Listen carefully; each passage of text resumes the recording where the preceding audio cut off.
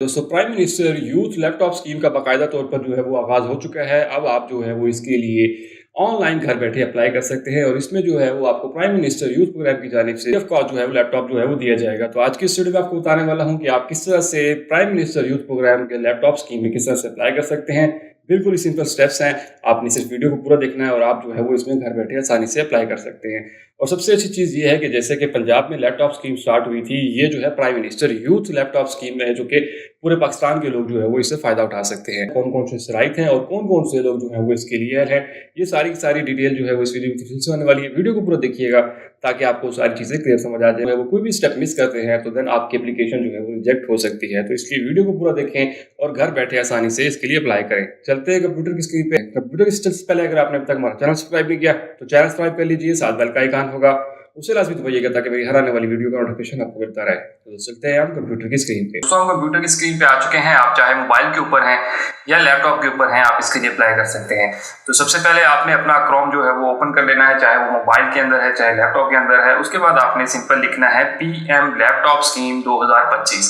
उसके बाद आपके पास ये वाली वेबसाइट जो है वो ओपन हो जाएगी। यहाँ पे डिजिटल यूथ हब आ रहा है, laptop.pmy.p.gov.pk ये वेबसाइट का लिंक है। आपने सिंपल इसके ऊपर क्लिक करना है।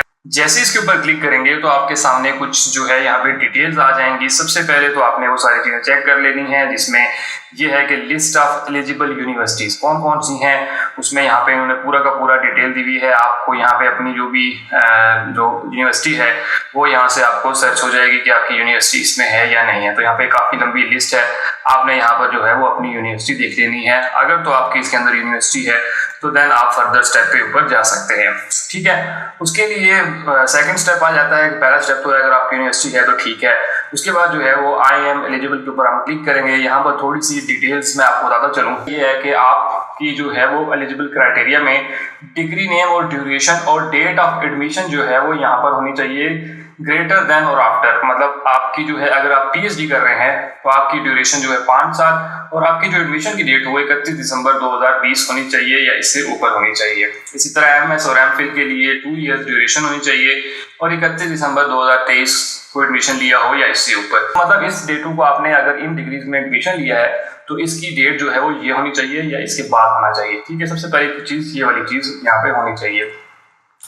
उसके बाद जो है वो आपकी जो यूनिवर्सिटी है HE से रिकॉग्नाइज जो है वो होनी चाहिए। आप एलिजिबल कौन से लोग हैं? सबसे पहले तो ये है कि आपकी जो student enrolled any private higher education institute के कोई भी ऐसा प्राइवेट ऑर्गेनाइजेशन में पढ़ रहा है वो इसके लिए एलिजिबल नहीं है। उसके बाद जो है वो student enrolled any government degree और post graduate college affiliate college कि अगर आप जो है किसी कॉलेज से हैं तो तब भी आप इसके अप्लाई नहीं कर सकते।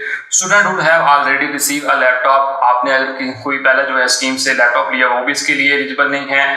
फॉरेन नेशनल इसके लिए एलिजिबल नहीं है, लेकिन आज़ाद जम्मू कश्मीर के लोग जो है वो इसके लिए एलिजिबल हैं, ठीक है। उसके बाद जो है अगर आप किसी ऑनलाइन पोर्टल के थ्रू अप्लाई नहीं करते हैं और किसी वे से करते हैं तो तब भी आप इसके लिए एलिजिबल नहीं होंगे, क्योंकि इसका एक ही तरीका है कि आप इसको ऑनलाइन ही अप्लाई जो है वो कर सकते हैं, ठीक है।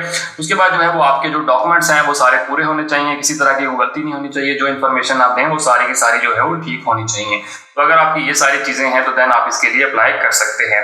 अब अप्लाई का तरीका भी हम देख लेते हैं। सबसे पहले आपने आ जाना है अप्लाई नाउ के ऊपर क्लिक करेंगे। यहाँ पर आने के बाद आपको सबसे पहले वो कहता है कि आपने यहाँ पे अपना CNIC नंबर जो है वो डालना है। तो हम यहाँ पे CNIC नंबर डालते हैं। आपने विदाउट डैशेज जो है वो नंबर को डालना है, तो मैं नंबर डाल देता हूँ। जैसे ही हम नंबर डालेंगे तो यहाँ पे आपका वैलिड आ जाएगा। अगर इनवैलिड आ जाए तो आपने जो है दोबारा से अपना नंबर सही नहीं डाला होगा, तो इसलिए सही से डालना है। उसके बाद आई एम नॉट रोबोट के ऊपर क्लिक करेंगे और सबमिट के बटन के ऊपर क्लिक करेंगे। जैसे इसके ऊपर क्लिक करेंगे तो आपके पास ये सारी डिटेल आ जाएंगी। आप जो भी इंफॉर्मेशन देंगे वो सारी की सारी ठीक होंगी, उसमें कोई भी मसला नहीं होगा। और एक्सेप्ट एंड कंटिन्यू के ऊपर क्लिक करें। आपके पास नेक्स्ट ऑप्शन आ जाएगा। यहाँ पे आपका CNIC जो आपने शुरू में दिया होगा ऑटोमेटिकली आ जाएगा। उसके बाद आपने यहाँ पे सिंपल अपना नाम देना है, तो मैं यहाँ पे नाम दे देता हूँ। उसके बाद आपने यहाँ पे फादर का नाम देना है, तो मैं यहाँ फादर का नाम दे देता हूँ। आपने डेट ऑफ बर्थ बतानी है, तो जो भी आपकी डेट ऑफ बर्थ है वो यहाँ से आप जो है वो डेट ऑफ बर्थ जो है वो बताएंगे, ठीक है। सिंपल यहाँ से सिलेक्ट करनी है आपकी जो भी डेट ऑफ बर्थ है। ID कार्ड के मुताबिक सारी इन्फॉर्मेशन देनी है, तो यहाँ से मैं अपनी डेट ऑफ बर्थ जो है वो दे देता हूँ, ठीक है। उसके बाद आपने सिंपल जेंडर क्या है, मेल है या फीमेल है, तो आपने यहाँ पे जो है वो ही लिखना है जो आप हैं। उसके बाद परमानेंट एड्रेस आपने जो शादी कार्ड के ऊपर लिखा है वो लिखना है, तो मैं यहाँ वो लिख लेता हूँ। उसके बाद आपने डोमिसाइल आपका कहाँ का बना हुआ है, तो आपका जहाँ का भी डोमिसाइल है आप यहाँ से वो सिलेक्ट करेंगे। उसके बाद यहाँ पे आपके पास सिटी आ जाएंगे, तो सिटी में आपका डोमिसाइल सिटी कौन सा है तो वो आपने यहाँ पर बताना है। तो जो भी आपका डोमिसाइल सिटी है आप यहाँ से उसे सिलेक्ट कर लेंगे, ठीक है। उसके बाद आपने सिंपल नीचे आना है, एम्प्लॉयमेंट स्टेटस क्या आप जो है वो ऑलरेडी कोई काम जॉब वगैरह कर रहे हैं, अगर कर रहे हैं तो एम्प्लॉयड करेंगे, अगर नहीं कर रहे तो नो नॉट के ऊपर जो है वो क्लिक करेंगे।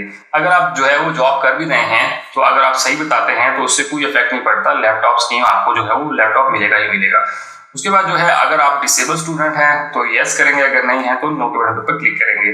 उसके बाद क्या आपने कोई पहले लैपटॉप जो है रिसीव किया है, अगर किया है तो आप बताएंगे और कहाँ से किया है वो बताएंगे, अगर नहीं किया तो नो के ऊपर क्लिक करेंगे।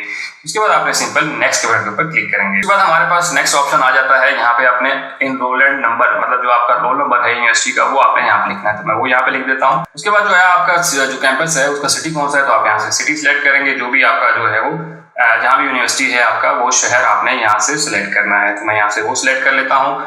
उसके बाद आपके पास यूनिवर्सिटी कौन सी है तो अब आपके उस शहर में जितनी भी यूनिवर्सिटी होंगी वो सारी आ जाएंगी, तो आपके पास जो भी है उस पर क्लिक करेंगे। उसके बाद जो है वो कॉलेज या कैंपस कौन सा है क्योंकि डिफरेंट कैंपस हो सकते हैं, यहाँ पे ऑटोमेटिकली वो सारे आ जाएंगे। उसके बाद यूनिवर्सिटी डिपार्टमेंट सब्जेक्ट कौन सा है, तो जो भी आपका सब्जेक्ट है आपने यहाँ से जो है उसको सिलेक्ट कर लेना है, तो मतलब आप जिसमें भी डिग्री कर रहे हैं वो सिलेक्ट करेंगे।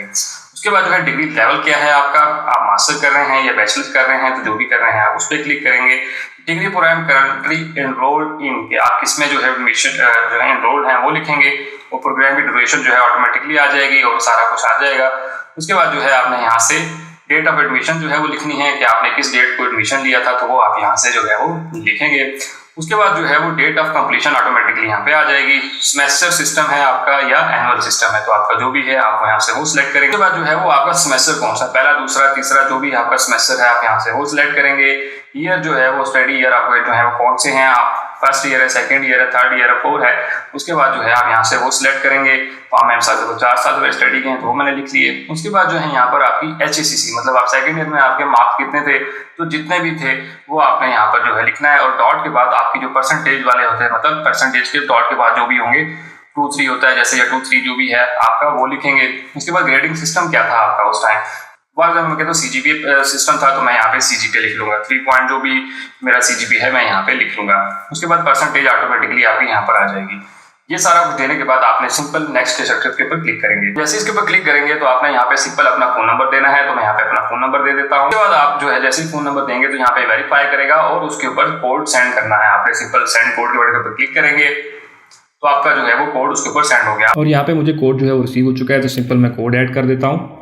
उसके बाद आपने सिंपल वेरीफाई के ऊपर क्लिक करना है, तो यहाँ पे आपका ऑटोमेटिकली वेरीफाई हो जाएगा। उसके बाद आपने यहाँ पे अपनी ईमेल, तो मैं यहाँ पे अपना ईमेल, इसके बाद जो है वो कह रहा है कि जो आपने ईमेल एड्रेस दिया है उसके ऊपर भी हमने एक कोड भेजा, तो आप सिंपल वेरीफाई ईमेल के ऊपर क्लिक करेंगे।